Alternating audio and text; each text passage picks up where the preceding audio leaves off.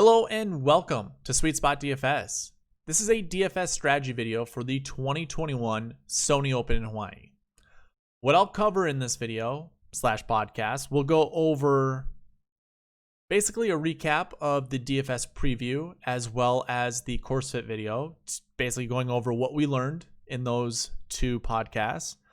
I'll also talk about Time Pairings and go over my favorite pairings for this tournament.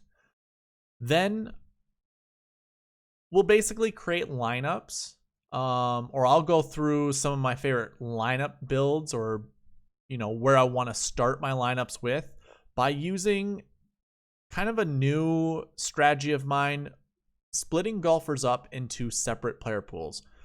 Most of you guys know or are familiar that I do the bucket system. This is essentially creating player pool buckets, and you will see more of that a little bit later. You'll know what I'm talking about.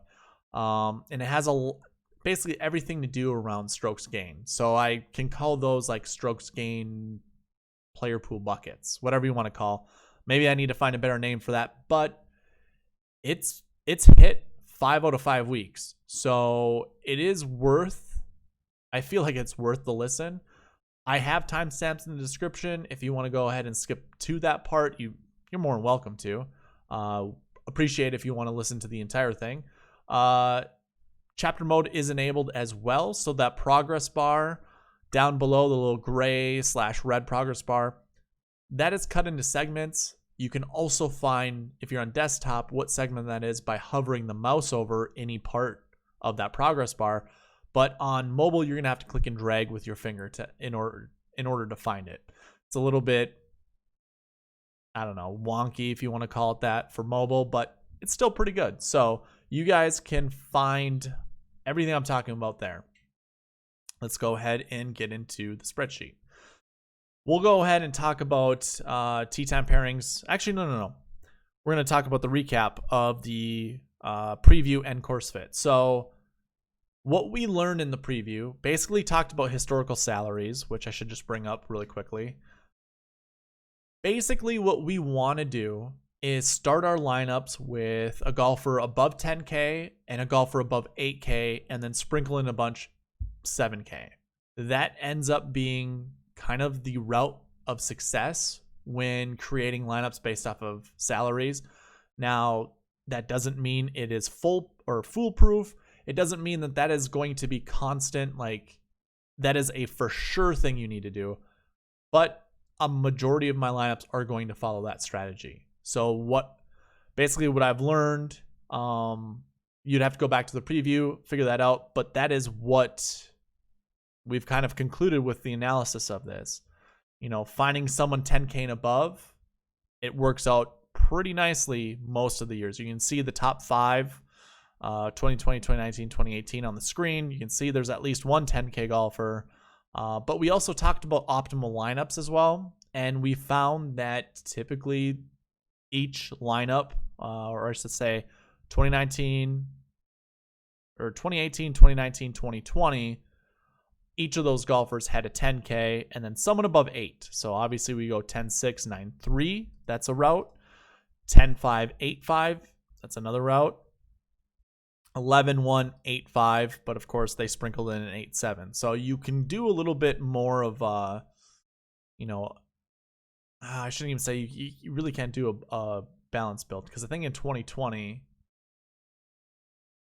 you couldn't use Kevin Kisner at 87. So you had to go 11-1, then 8-5, but the optimal lineup left $2,200 on the table, which is difficult to do. The GPP winning lineup had very, very balanced. It was 9-6, 8-9, 8-5, 8-7, 6-8, 7-5. So you obviously can go that route. Also in the preview, what we talked a lot about is, do we need a 6K golfer? I would argue yes. 6K golfer has shown up in each top 10 of each year. So I do believe you want to find a 6K golfer. But obviously you can go many routes. You can go the balance route. You saw it in that 2020 snippet. But I'm not going to spend too much time on this. Basically what I learned, Want to find someone 10K and above, want to find someone 8K and above, and then sprinkle in a bunch of 7s, and then a 6K golfer if we can. The other thing that we talked about in the preview went over the bucket system, which is kind of my unique way of narrowing down player pools or narrowing down my favorite plays. We added a new piece to it, which is kind of looking at every single golfer for as long as I've done my data. So it's from 2013 on, every single golfer, what their bucket was for last year and last week, and then basically dividing how many finish inside the top 10 by the overall number, and that's what we got for this number over here. So really, your best bet is to find a golfer who finished top 20 last year, as well as top 20 the week before. There are 3 golfers that fit that mold, and we'll go over that kind of in our player pool, but Webb Simpson is one of them. I'm not saying that finding that bucket combination is absolutely perfect, because I really haven't seen it that much finish inside the top 10. I'm not sure how often it's happened, though. So definitely find someone who finished top 20 the week before. And really, the minimum, I would say, is probably 3. It averages out to be 3.7. The minimum is 1. I mean, the amount of times it's happened 1 or 2 times is 3 out of 7 years. So keep that in mind. I'm going to fluctuate between 2 and 4, most likely, for golfers who played last year, finished top 20. Last week is an average of 3. Obviously, we see a minimum of 1, or 1. Basically, the same thing we saw up here. So find golfers who finished top 20 the year before. Find golfers who finished top 20 the week before. Mix them in with the rest of the other buckets. I think you're going to be just fine. So that's what we learned in the preview. In the course fit, unfortunately, we didn't really find a lot of things that were going to give us answers. We didn't find a lot of answers, I should say. We did a course breakdown, but it was really quick. This course is, it's one of the oldest courses on tour. Pretty narrow. If there's no wind, the scores go really low. And there really isn't a shot shape that's required for this golf course. So I didn't have a specific breakdown as to what would be beneficial, because it just doesn't look like because the rough isn't going to be that long. We don't have to worry about golfers who are erratic off the tee. In fact, we might find that to be a bit more beneficial. Finding golfers who kind of bomb it and can get up and down from the rough pretty easy. We talked about grass stats, course history, and then we followed up with our best course fit plays. So let me go ahead and bring the spreadsheet up. 10K and above was Webb. 9K and above was Sung Jae. 8K and above was Charles Hall III. 7K was a little dicey because we couldn't figure it out, or at least I couldn't figure out who my favorite play was, but my favorite 6K play was Austin Cook. 7K was like one of those really difficult ones to choose because you have someone like Cameron Davis, who is just, a young guy waiting just to break out. He has the power. He has the length off the tee. Very talented golfer. He finished here last year, I think 9th. Yeah, he finished 9th here last year. So a lot of good things with Cameron Davis, but I also like the likes of Matthew Naismith. Jim Furyk is okay. I didn't really highlight him at all. Sebastian Munoz at 7,800 and Mark Leishman at 79. Like, those were golfers that I really liked in the 7K range that were really difficult to choose from. So I kind of left it open, and I kind of said all of these golfers were my favorite 7K course fit play. So that's kind of a wrap up of both of the videos I did. So we can go ahead and get right into tee time pairings.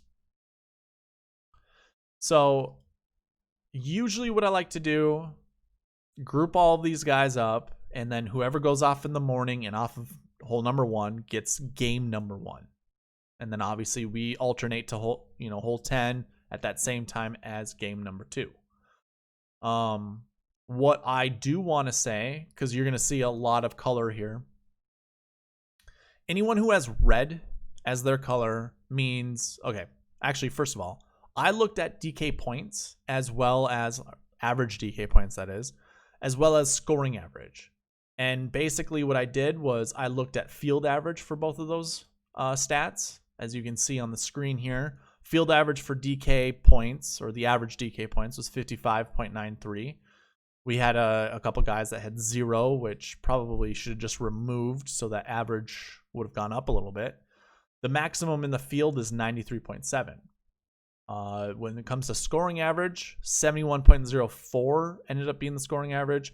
Minimum, or I should say the low scoring average, was 68.98, and the highest was 74.87. So basically just took the field average of this. Anyone who was lower than it, I just highlighted red. Also, DK average, anybody who was higher than that field average, I highlighted red as well, unless they were already red, and then I would highlight them yellow. I know it's a little confusing, but what I want to say is anyone highlighted red is a consideration. That just means anyone else in his group does not have those averages above or below the field average. When you get to darker shades of green, that means more of the golfers in their pairing fit that mold. So just for example, the first group off in the morning, Erik van Rooyen, Kyle Stanley, Vaughn Taylor. All 3 of them are shaded green. However, not all of them have those averages perfect. Vaughn Taylor's DK average is lower than field average, but his scoring average is lower than field average, which means he would be highlighted red. Kyle Stanley has both. He's above, or I should say he's better than field average for both of those stats. And then Erik van Rooyen just doesn't have enough tournaments on PGA Tour to have a scoring average, but his DK average is above field average. So he would have been highlighted red, but all of them would have been highlighted, meaning they all just ended up being green.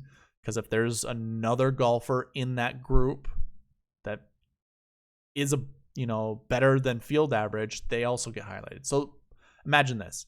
When I'm doing this, Erik van Rooyen, Vaughn Taylor, both of them were red. That automatically upgrades them to yellow, both of them being yellow, because there's somebody else in their group that is also, better in one of those field, or better in one of those stats. But then we have Kyle Stanley that had both. So him just having both would have just made him light green, period. But now that you wedge all of them together, I'm making them all green. And we're going to give Kyle Stanley a darker shade of green.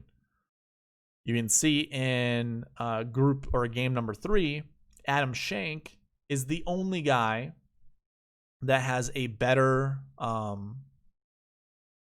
his stats are better than field average in both categories. That's why he's yellow. If somebody else would have been here, this would have been like a red color, but it would have been upgraded to yellow, and then yellow would have been upgraded to green. I hope you guys understand that.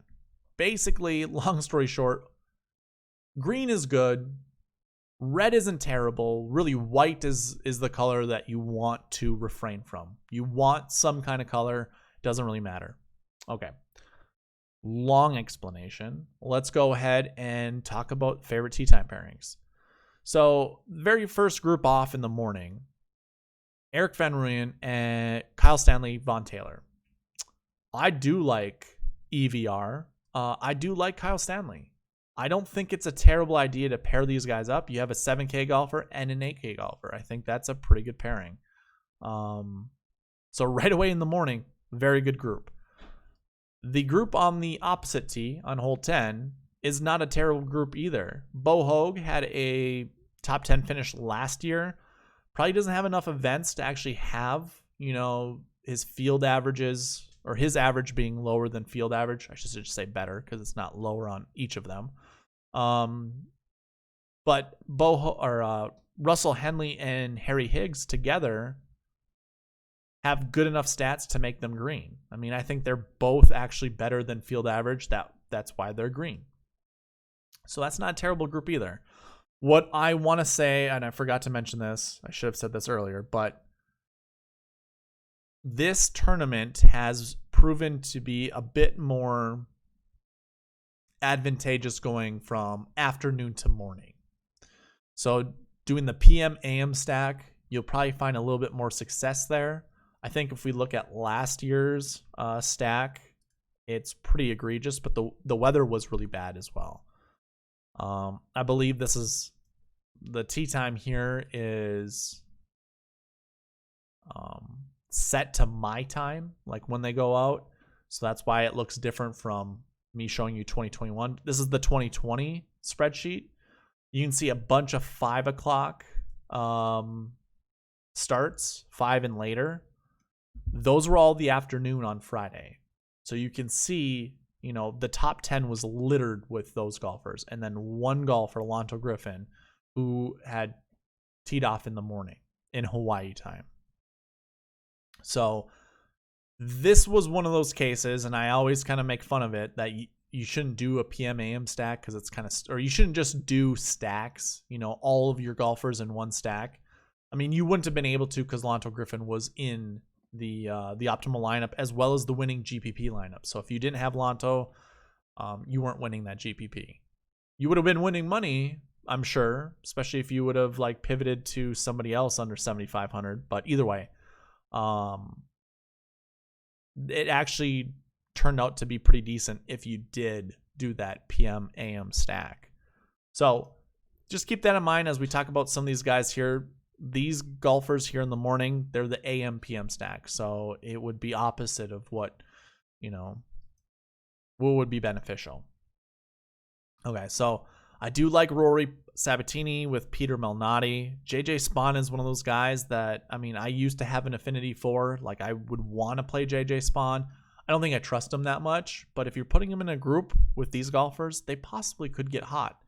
And a track record that I have with Peter Malnati that I can't really show you, but I do know from rostering him, he does pretty well when somebody else in his group shoots pretty low.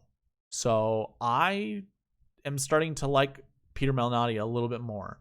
And this bucket combination of 2-1 is very good. So Peter Malnati might be a favorite 6K golfer. We'll look at player pools to see where he falls under all of that. But Peter Malnati, mark him down as an interesting play.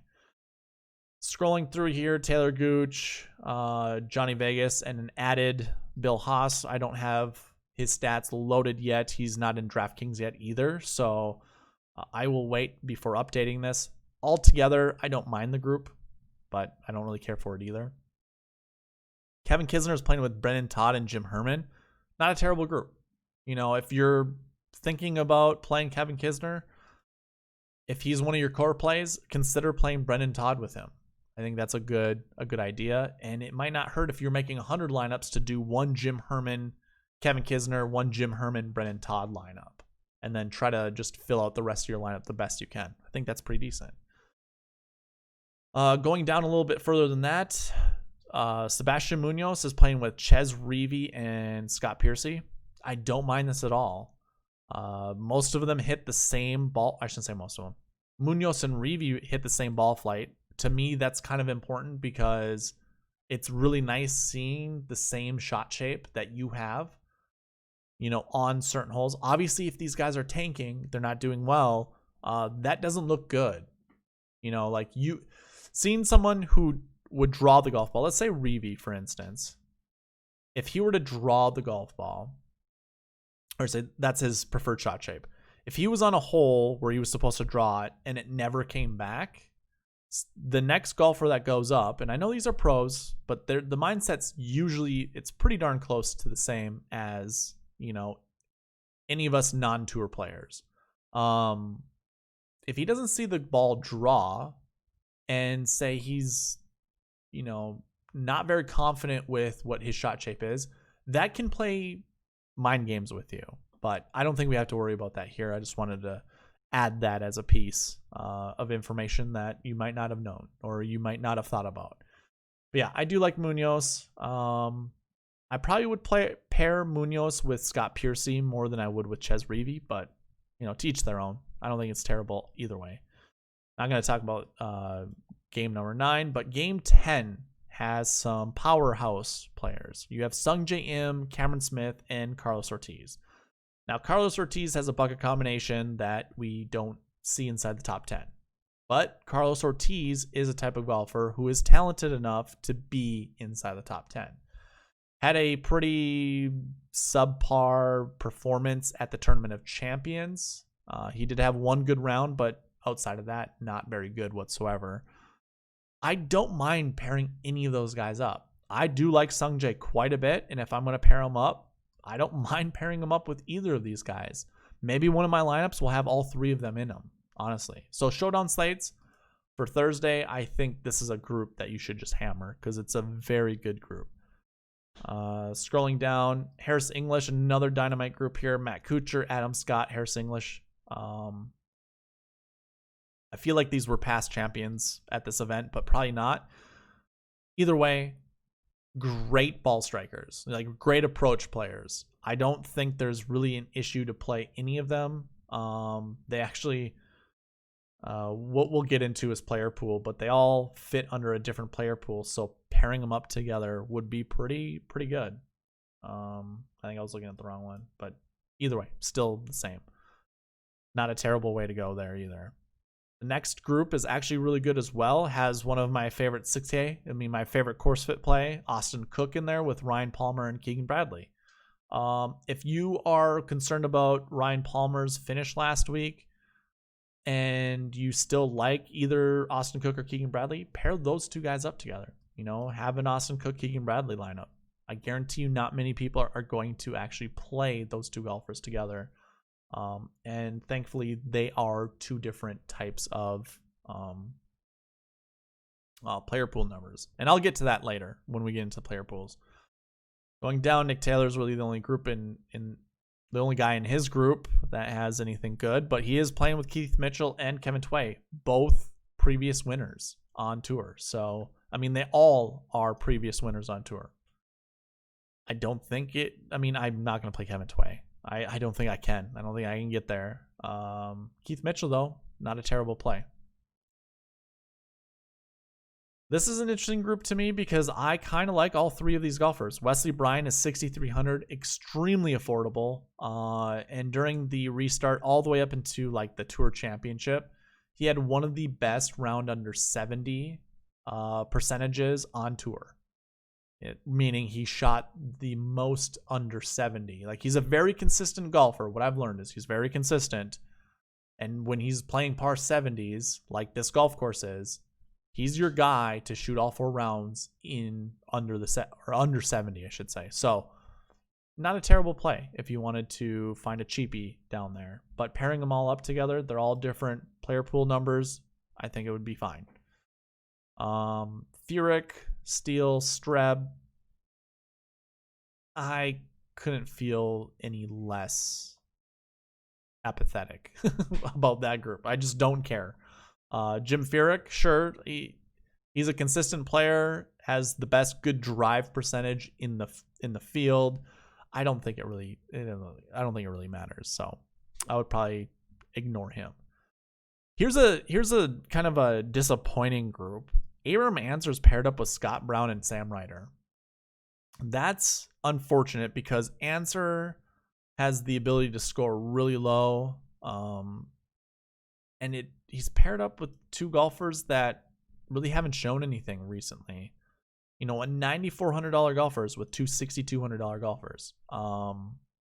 But if you say you like to Sam Ryder, or even if you like Abraham Ancer, if I'm going to pair him up with anyone, it is Sam Ryder. So definitely consider that. Chris Kirk is kind of by himself. I don't really like his group. I don't care about this group, so we can just skip past that. We'll skip past the rest of those guys. Doug Gim is a $6,900 golfer that I do like. He's playing with Hank Lebioda and Nick Hardy. Hardy is an ad. He qualified, Monday qualified. If you're not following the Monday qualifier Twitter page, you missed out on some really fun information. Apparently, Nick Hardy, during a collegiate event, saw one of his buddies kind of taking a little nature break, dabble on himself a little bit, and went over and pulled the Billy Madison of if you don't pee your pants, you ain't cool. So what he ended up doing was he also did a nature, whatever you want to call it, and dabbled on himself. It was a really interesting story, and I strongly suggest you guys go and check it out. One of the cooler stories that I've ever heard. So Nick Hardy's already a fan, in my opinion. I'm already a fan of Nick Hardy, I should say. But still, playing with Doug Gim, who is a recent collegiate player himself, as well as Hank Labiota. That's a pretty dynamite young group of golfers. And if Nick is that cool, then I would assume that only helps that group out. So a little anecdotal stuff, but hey, maybe it's worth it. Coming down here, your first group off in the afternoon, off a hole 1, doesn't look to be that exciting, nor does the group on hole 10, going off on 10, but somehow Jerry Kelly's showing up. I think it's the DK points that he's above average, and it was during one of those alternate events, basically. I think like the Bermuda Championship, he must have had, a good showing there or something, but I don't really care for that. Emiliano Grillo is a 7K golfer that I don't mind playing, so I'm just not going to pair him up with those guys. Matt Jones, Will Gordon, KH Lee, I don't care for that group. Will Gordon, obviously one of those golfers late on in the season last year. I shouldn't say late on. It was like in the middle of from the Charles Schwab. Basically, he showed up, I think, at the Rocket Mortgage Classic. And from there on, I think a lot of us were anticipating good things from him. And he just disappointed. So Will Gordon, probably not someone I care too much about. And I don't care to pair him up with anyone in his group. Sepp Straka playing with Ryo Ishikawa and Y.E. Yang. Sepp is a golfer that I think I want to play, but I'm not pairing him up with anybody. Don't really care so much about this, although we do see 2 golfers highlighted. So Brandon Grayson and Brian Stewart were golfers that could have easily been one of my favorite course fit plays. Brandon Grace, I think, showed up in one of the stats. I can't really remember. Course history looks good. Bermuda average also looks good. So those were the reasons why. Yeah, he could have been in the running for best course fit 7K play, as Brian Stewart could have been in 6K. What I forgot when I was making those picks, Brian Stewart has 4 top 10s at this tournament, ties anyone else in the field for most. So keep that in mind. Might be a decent pairing. Charles Hall III, I think he also has 4 top 10s in this field, and he probably is worth the play. I don't know about who he's paired up with. CT Pan can get hot, so don't sleep on CT Pan. Hudson Swafford, I just don't know here. I really don't. But now we're kind of getting into the meat. This is like the middle of the tee times in the afternoon. So Stuart Sink, Pat Perez, Richie Wierenski, I guarantee that's going to be a good group. I don't know how well they're going to score, but I wouldn't be afraid of using them. I think it would be a good choice in playing them. The group after is Dynamite Group 2. Webb Simpson, Colin Morikawa, Mark Leishman. Now, I told you, a beneficial way of creating lineups is to start with a 10K golfer or 10K and above golfer, and then a 8K and above golfer, and then mix in 7K. You can do that with this group right here, and it would make sense. Going with Webb and then Mark would be one way. Colin Morikawa and Mark and another would be another way. I think that's really a good idea. Mark Leishman hasn't really been playing that great of golf, since the restart. But he is a tour winner. He is an Australian, which I had tweeted what I heard during the Tournament of Champions. Dennis Paulson talking about that Australians, this is their biological clock. I mean, it's summer for them, so their biological clock for golf is kind of ticking right now. It's a good enough reason, Mark Leishman's probably not going to be that much owned because of his very poor recent form. So take advantage of it. Pair him up with either of these 2, Webb Simpson or Colin Morikawa. Pretty decent. Lonto Griffin, Jason Kokrak, Michael Kim. Just cross off Michael Kim. I don't know when he's going to show up again. I feel like this is the last year of his sponsorship or his exemption on tour. We might not ever see Michael Kim again. Crazy that a tour winner has played so poorly over such a long period of time. I mean, if the tour ever wanted to rethink their exemption rules, they might look at Michael Kim, because he's kind of, I hate saying this because I'm sure he's a nice guy, but he's just wasting a roster, like a field spot. I don't know. That's my feelings on it. But Kokrak and Griffin, play those guys together. I think that would be just fine. The next group is another dynamite group. Joaquin Niemann, Hideki Matsuyama, and Sergio Garcia. All of them ball strikers. I think it's a really good pairing. I think Sergio and Niemann, they already kind of did like a duo media thing. So they're obviously really friendly with each other. Hideki is Hideki. You know, he had a really, really, really, really bad showing at the Tournament of Champions. You know, putted really terribly. But the one thing that was most concerning, if we look at his last week's scoring stats, off the tee was bad. And then he didn't save himself with approach. So not only were those two stats really bad for him, but then his around the green and putting were god awful as well. So like, I don't think he's really worth a play. I think around the green might be wrong. I'd have to look into that, but his putting was really bad. I think I know what the issue is. Let me double check something really quick. I think I loaded these in wrong. I think SG total should be some other stat. And see, I think this all should be shifted over. I'm pretty sure that's what it's supposed to be. Yeah. Yep, that's exactly what it's supposed to be. So let's do that really quickly. Putting. All right, so total is on the very end. So what I'm gonna have to do is do something like this.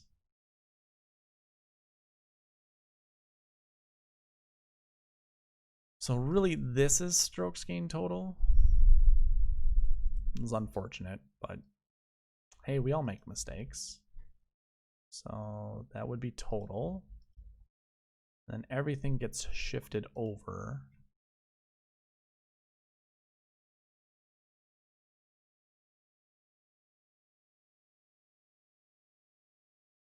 Let me delete this one. So now let's go back down to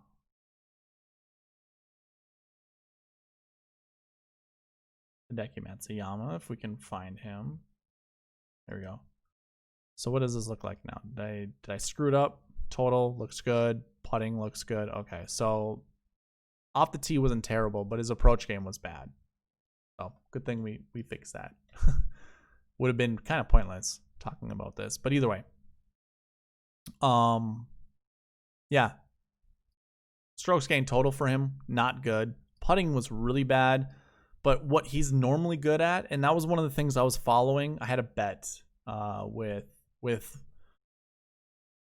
one of the guys following me that I took Hideki, he took Tony Finau. I was watching a lot of Hideki, and his chipping should be better. He's really good around the green most of the time. Not very good with putting, but like on par fives, he would hit, you know, in the fairway, 20 yards out, 30 yards out. That's kind of like in his wheelhouse. He should be better at that. He was only converting for pars. He was not making birdie. It was very disappointing. So I don't know if his game is just rusty. Like, obviously we don't know any of these guys what they were doing during the holiday break, but putting, you can kind of, you know, with Hideki, that's understandable, but yeah, I don't know. I don't trust Hideki, but I will be playing some of them because he's a good enough player, and he usually knocks off rust pretty quickly. So Long spiel there about Hideki, but I think worth it. Don't really care about Snedeker or Landry. Not going to talk about them. This is a very, I don't know, average group here with Kazire, Poston, and Gay. They all share in one stat or another being better than field average, but not both. Otherwise, we'd see a darker shade of green. I'm not going to play anybody in that group. Coming down here, I don't think it most... Well, actually, Daniel Berger playing with Siwoo Kim and Satoshi Kodaira. Interesting group. I do like Daniel Berger this week, and I think if you wanted to put a 7K golfer with him, Siwoo Kim's not terrible. They do share the same player pool, which is fine. 2 is an okay one to duplicate. So yeah, not terrible. Here's a good group that I probably will keep my eyes on. I don't so much care for Nick Watney, but I think he is worth a bullet. Like, I will be putting him in one of my lineups at least. But I really like Cam Davis, and if you needed to pair him up with anybody, Mac Hughes or Nick Watney, I think viable choices, honestly. I really don't care about this one, but if you wanted to differentiate yourself from anyone else, pair any of these 2 golfers up, especially Wilkinson, and you will not have a duplicate lineup whatsoever. Wilkinson, let's see, what is his course history? 49.8, not terrible. Not very good on Bermuda, so yeah, maybe not play Wilkinson, but he is an Aussie, and if this is his time to shine, it's his time to shine. The only other group to talk about, I guess, is Matthew Naismith, Anirban Lahiri, and Mike Weir. We're not going to talk about Mike Weir. I'm not going to play Mike Weir whatsoever. But Naismith and Lahiri, for me, are 2 golfers that I think are suitable. The only reason Weir is up here is the one event at the Masters. He scored enough points. He made the cut. Scored enough points to just barely be over field average. That's the only reason why he's highlighted. Otherwise, he wouldn't be. And what is Anirban Lahiri? DK average is high, and that could just be because of some of the resort style courses. His scoring average, it's barely over field average, but that is why his color. Either way, I like Anirban Lahiri. These 2 golfers together, I don't mind them at all. If I'm playing Matthew Naismith, hey, 1-6K golfer, that if I want one, Anirban Lahiri might be a decent choice. So that would conclude the tee time pairings. So let's go ahead and talk about player pools that I created. I've split them into 5 buckets, and this all has to do with strokes gained. So we have everything positive. That means every stroke gain stat that they have is positive. I also then did positive off the tee plus positive putting. All the rest of the stats can be whatever. And you'll see most of these guys are also in here as well. So keep that in mind. Then we go positive off the tee and negative putting. You can see the rest of the guys here. We go negative off the tee, positive putting, and negative off the tee, negative putting. And that will include everybody else. But I do have numbers up here of how many to choose from. So let's say you liked Mark Leishman. I would not suggest playing Mark Leishman with anyone underneath him. And this is group 5.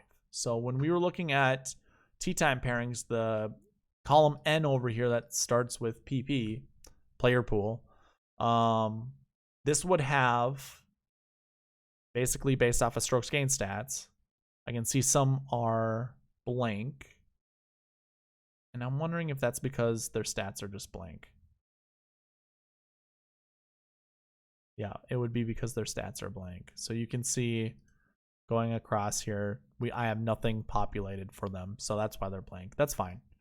I'm not too concerned about playing them anyways. But either way, basically, player pool number 1 is everything positive, and then we go over. And then again, I have the numbers of basically how much you want to play anyone from this group. I say 2 to 4 positive off the tee, positive putting. It just happens that is the trend that I've been seeing over the last 5 weeks. Positive off the tee, negative putting 1 to 3, because again, same thing. Negative off the tee, positive putting 0 to 2, and negative off the tee, negative putting 0 to 1.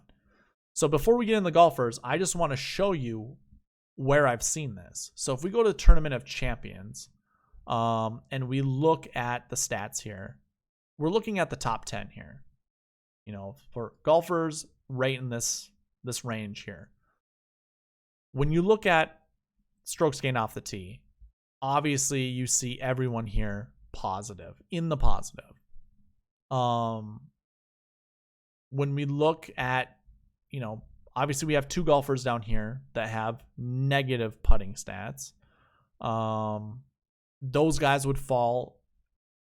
Obviously, you can see the player pool number here as well.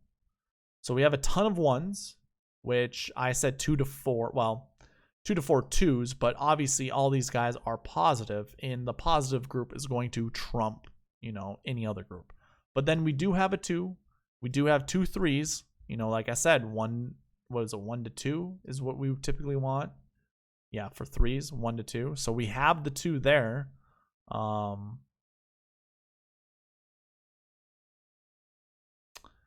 You wouldn't have been able to play them, but they are there, so that's why I do have that. You can also construct lineups this way too. I mean, you could have went 8-8, 10-4, maybe hit 2 of these guys here and Ryan Palmer. You would have $6,800 left. You could have easily gotten somebody for that. You know, Michael Thompson was in the optimal lineup. He was $6,500. So you easily could have done something like that to create your lineups, start your lineups that way. So you could have followed that same logic. What was Michael Thompson? He was a 5. So he would have had everything negative, basically. And you would have had a 3, a 3, and 3 1s. But let's go through this quickly. Same thing for top 10 at the RSM Classic.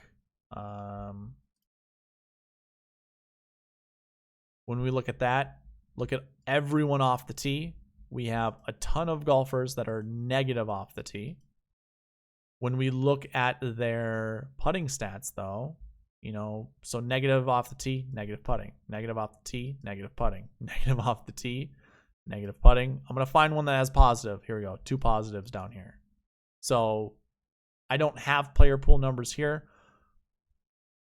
The trend still follows. And then we also have, you know, positive off the tee, positive putting, positive off the tee, positive putting. So we have 2 of those golfers. I don't know if we have everybody positive here. I'd have to look at my player pool. No, Doug Gim would have been everything positive, and he finished 18th. But you can see right here, 1 to 2 I had for this one. That ended up changing 2 to 4, and you can see you definitely wanted 2 to 4 of them.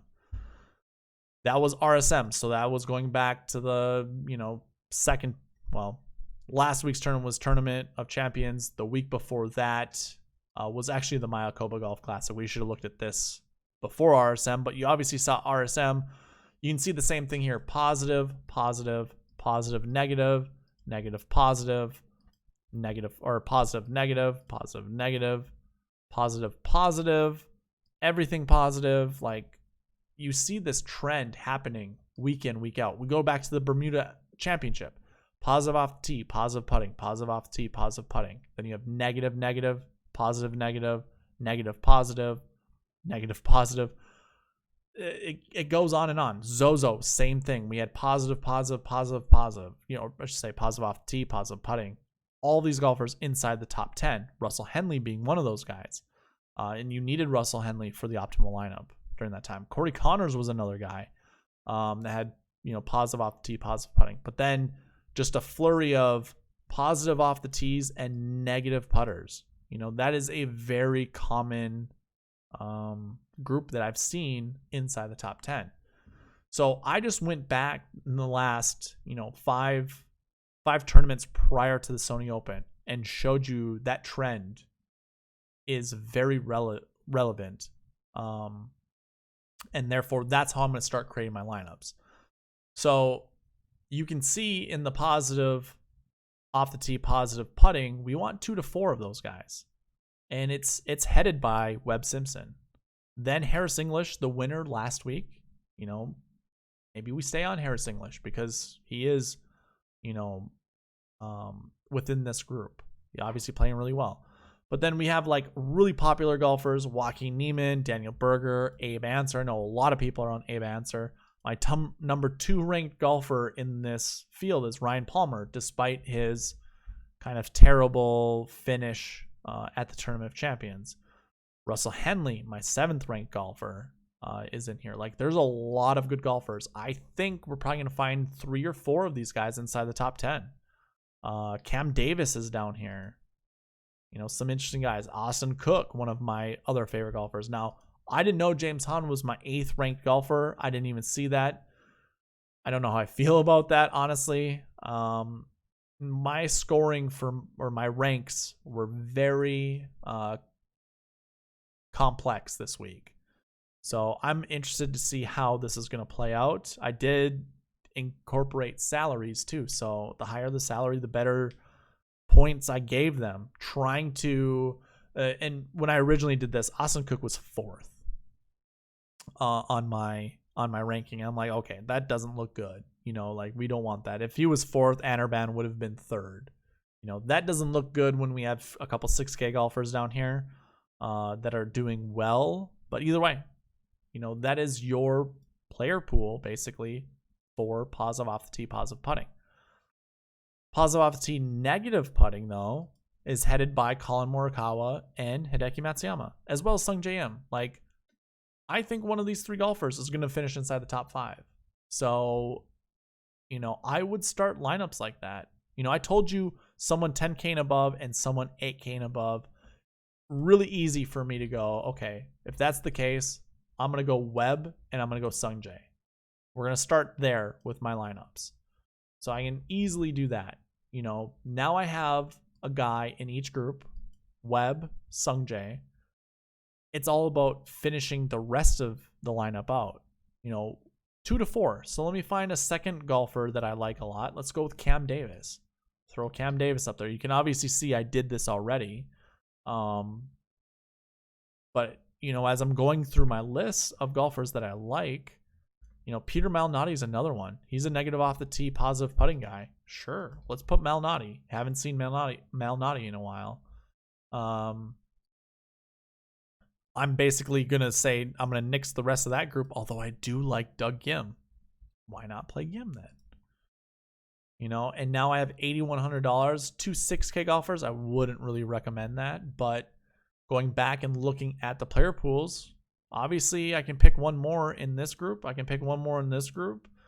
Maybe I'm like, you know what? I really like EVR. We're going to play EVR. He's in the everything positive category. And I made a lineup. I can tell you just by looking at all of the colors that I did a pretty decent job mixing it up for last year 1s, last year 2s.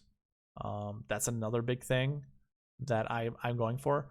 And by the way, we don't need to be looking at these pools anymore. This is just kind of an easier way to show you guys where each of these guys are in. I do have that with their player pool column right here. So we can sort by 1s and 2s, you know, and we can sort by whatever other information we want to. You know, if we say we like Webb Simpson, right? We know he's golfing. What was he golfing in the morning? I forget already.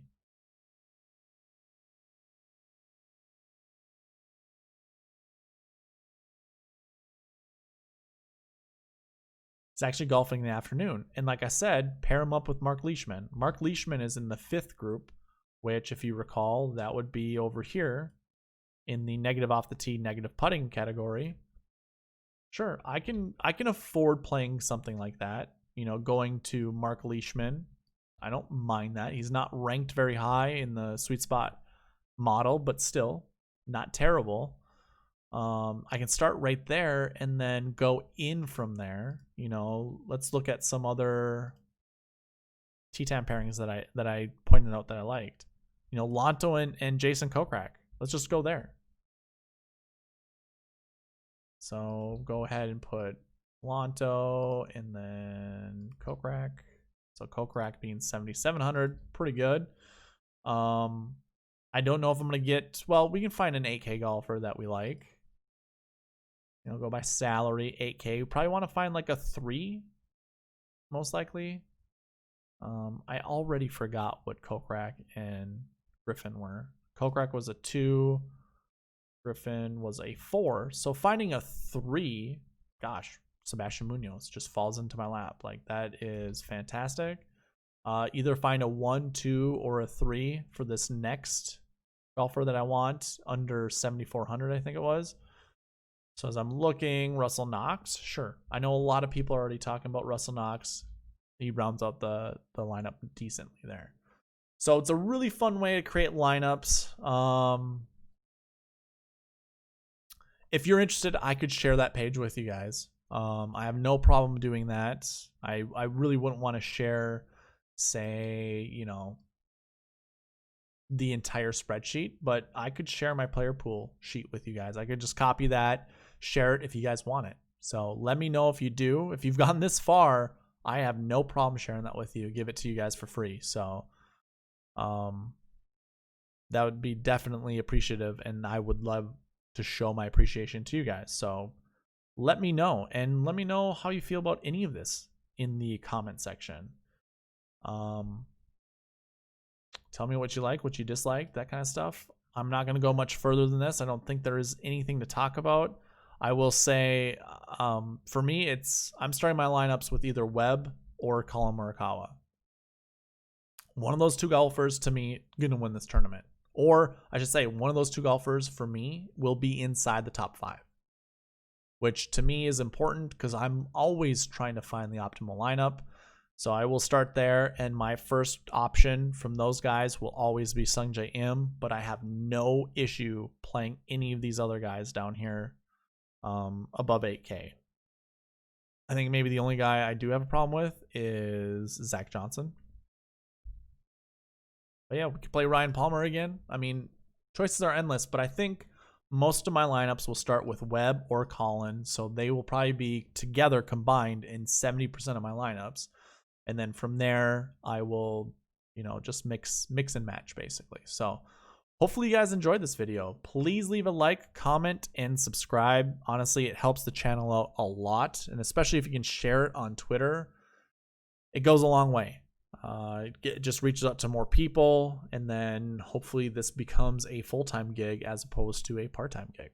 So please do those things. Really appreciate it. Again, if you want the spreadsheet, or at least that portion of the spreadsheet, let me know. Tell me in the comments or message me on Twitter. Either way is fine. I will get back to you. But yeah, again, thank you. See you later.